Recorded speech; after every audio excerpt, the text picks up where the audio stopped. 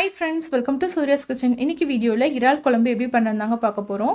இந்த மெத்தட்ல நீங்க வைக்கும்போது ரொம்ப டேஸ்டா இருக்கும். சாதத்துக்கு மட்டும் இல்லாம இட்லி, தோசை, சப்பாத்தி, பூரி, பரோட்டா எல்லாத்துக்குமே ஒரு சூப்பரான சைட் டிஷ்ஷா இருக்குங்க. கண்டிப்பா ட்ரை பண்ணி பாருங்க.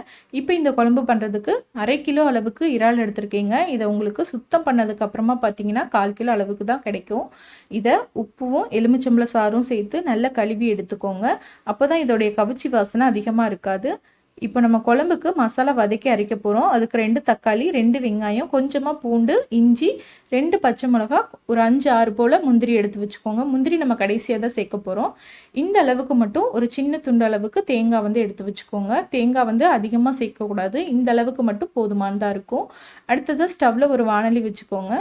அதில் வாணலி சூடானதுக்கப்புறமா 1 டீஸ்பூன் அளவுக்கு எண்ணெய் ஊற்றிக்கலாங்க. எண்ணெய் சூடானதும் நம்ம கட் பண்ணி வச்சுருந்த வெங்காயம், பூண்டு, இஞ்சி, பச்சை மிளகா, தக்காளி எல்லாத்தையுமே நம்ம சேர்த்துடலாம். இப்போது எல்லாத்தையுமே சேர்த்தாச்சுங்க. சேர்த்துட்டு இது கூட 1/2 டீஸ்பூன் அளவுக்கு சோம்பு சேர்த்துக்கலாம். 1/2 டீஸ்பூன் அளவுக்கு சீரகம் சேர்த்துக்கலாங்க. ரெண்டையுமே சேர்த்து நல்லா வதக்கிக்கலாம். தக்காளி வந்து கட் பண்ணி சேர்க்க வேணாங்க, அப்படியே முழுசாக சேர்த்துக்கோங்க. நீங்கள் கட் பண்ணி சேர்க்குறது மாதிரி இருந்துச்சுன்னா வெங்காயம் நல்லா கொஞ்சம் வதங்கினதுக்கு அப்புறமா சேர்த்துக்கோங்க. முழுசாக சேர்த்திங்கன்னா நீங்கள் வந்து எல்லாத்தையுமே ஒன்றா சேர்த்துடலாம்.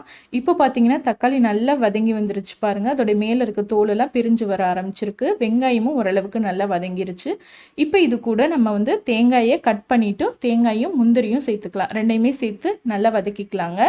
இப்போ இதை நல்லா வதக்கியாச்சு. இதை ஆற வச்சுட்டு நம்ம மிக்சி ஜாரில் சேர்த்துடலாம். இது நல்லா ஆறுனதுக்கப்புறமா பார்த்தீங்கன்னா மிக்சி ஜாரில் சேர்த்து எடுத்துட்டிங்க. இதை கொஞ்சமாக தண்ணி விட்டு நல்லா வந்து நைஸாக பேஸ்ட் மாதிரி அரைச்சி எடுத்துக்கலாம். பாருங்கள், தண்ணியை சேர்த்து நல்லா இந்த மாதிரி அரைச்சி எடுத்துக்கோங்க. அடுத்ததாக ஸ்டவ்வில் வந்து ஒரு வாணலி வச்சுருக்கேன். அதில் ஒரு 2 டேபிள் ஸ்பூன் அளவுக்கு எண்ணெய் ஊற்றிக்கலாம். எண்ணெய் சூடானதுக்கு அப்புறமா அதில் 1/2 டீஸ்பூன் அளவுக்கு சோம்பு சேர்த்துக்கலாங்க. சேர்த்துட்டு 2 கொத்தளவுக்கு கருவேப்பிலை சேர்த்துக்கலாம். கருவேப்பிலை பொரிஞ்சதுக்கப்புறமா நம்ம அரைச்சி வச்சுருந்த அந்த மசாலா விழுதை சேர்த்துக்கலாங்க. ரொம்ப ஈஸியாக சின்ன செஞ்சிடலாம். கண்டிப்பாக ட்ரை பண்ணி பாருங்கள். ரொம்ப டேஸ்ட்டாக இருக்கும். இப்போ இது கூட 2 டீஸ்பூன் மிளகாய்த்தூள் சேர்த்துக்கலாம். தனி மிளகாய்த்தூள் 2 டீஸ்பூன் அளவுக்கு சேர்த்துருக்கேங்க. கூடவே மல்லித்தூள் வந்து 2 ஸ்பூன் அளவுக்கு சேர்த்துக்கலாம். நீங்கள் இந்த மிளகாய்த்தூளுக்கு பதிலாக நீங்கள் வீட்டில் அரைச்ச குழம்பு மிளகாய்த்தூள் கூட நீங்கள் வந்து போட்டுக்கலாங்க. அடுத்ததாக 1 டீஸ்பூன் அளவுக்கு கரம் மசாலா தூள், ஒரு 1/4 டீஸ்பூன் அளவுக்கு மஞ்சத்தூள் சேர்த்துக்கலாங்க. இப்போ இந்த குழம்புக்கு தேவையான அளவுக்கு உப்பு சேர்த்துக்கலாம். நான் ஒரு 1/2 டீஸ்பூன் அளவுக்கு கல் உப்பு சேர்த்துருக்கேங்க. சேர்த்துட்டு இது எல்லாத்தையும் நம்ம நல்லா வதக்கிக்கலாம். நம்ம மசாலா வந்து ஏற்கனவே வெங்காயம் தக்காளிலாம் நல்லா வதக்கிட்டு அதுக்கப்புறமா தான் அரைச்சிருக்கோங்க. அதனால உங்களுக்கு ரொம்ப நேரம் வதக்க தேவையில்லை. நம்ம சேர்த்துருக்க அந்த மசாலா பவுடர் எல்லாமே நம்ம அரைச்சி ஊற்றிருக்க அந்த விழுதில் நல்லா கலந்து வரணும். அது மாதிரி நல்லா மிக்ஸ் பண்ணிக்கலாங்க.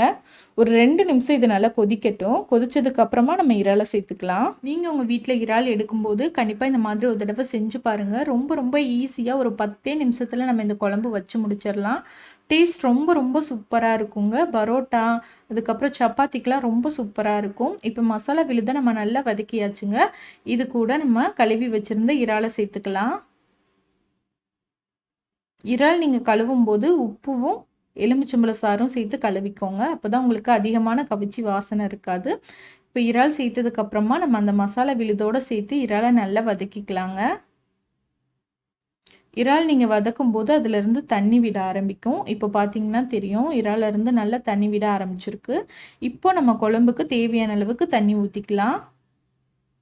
நான் வந்து நம்ம மசாலா அரைச்ச அந்த ஜார்லேயே தேவையான அளவுக்கு தண்ணி சேர்த்துருக்கேங்க. உங்களுக்கு குழம்பு நல்லா திக்காக வேணும் அப்படின்னா தண்ணி கம்மியாக சேர்த்துக்கோங்க. நல்லா தண்ணியாக வேணும்னா தண்ணி கொஞ்சம் கூட சேர்த்துக்கோங்க. நம்ம முந்திரியெல்லாம் சேர்த்து தேங்காயெல்லாம் சேர்த்து அரைச்சிருக்கனால தண்ணி வந்து நல்லா அதிகமான அளவே சேர்த்துக்கோங்க. உங்களுக்கு குழம்பு நல்லா கொதிச்சு வரும்போது திக்காய் வரும். இப்போ இதை ஒரு 8 நிமிஷம் நம்ம நல்லா கொதிக்க வச்சிடலாங்க. கரெக்டாக உங்களுக்கு 8 நிமிஷம் கொதிச்சா போதும். இறால் வந்து நல்லா வெந்துடும். இப்போ பாருங்கள் 8 நிமிஷம் ஆயிடுச்சு. குழம்பு நல்லா எவ்வளோ வத்தி வந்திருக்கு பாருங்கள். அவ்வளோதான், நம்மளுடைய சூப்பரான நல்ல டேஸ்டியான இறால் குழம்பு வந்து ரெடி ஆயிடுச்சுங்க. கண்டிப்பாக இந்த மாதிரி நீங்களும் உங்கள் வீட்டில் செஞ்சு பாருங்கள். செஞ்சு பார்த்துட்டு எப்படி இருந்துச்சுன்னு சொல்லுங்கள். இந்த வீடியோ உங்களுக்கு பிடிச்சிருந்தது அப்படின்னா வீடியோக்கு ஒரு லைக் கொடுத்து ஃப்ரெண்ட்ஸ் கூட வீடியோவை ஷேர் பண்ணிக்கோங்க. சப்ஸ்கிரைப் பண்ணாமல் இருந்தீங்கன்னா சப்ஸ்கிரைப் பண்ணிக்கோங்க. தேங்க்யூ.